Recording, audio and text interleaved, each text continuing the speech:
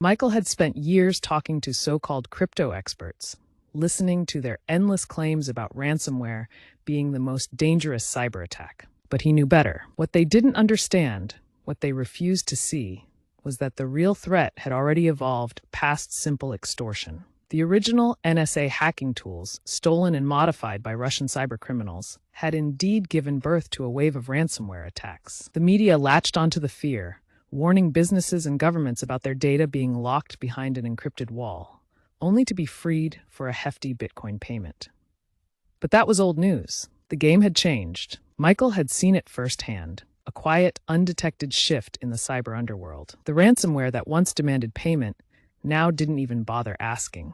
Instead, it installed silently, scanning crypto wallets stored on infected systems. Without alerting the victim, it siphoned off small amounts, $50 here, $250 there, from thousands of wallets. The amounts were small enough that many never even noticed, assuming market fluctuations or minor transaction errors. The so-called experts hadn't caught on.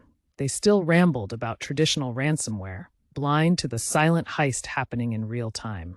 Michael knew that by the time they figured it out, billions in crypto would have already disappeared into untraceable black market wallets.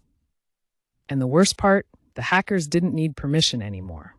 They didn't even need fear. They only needed ignorance. And that, Michael thought, was an endless supply.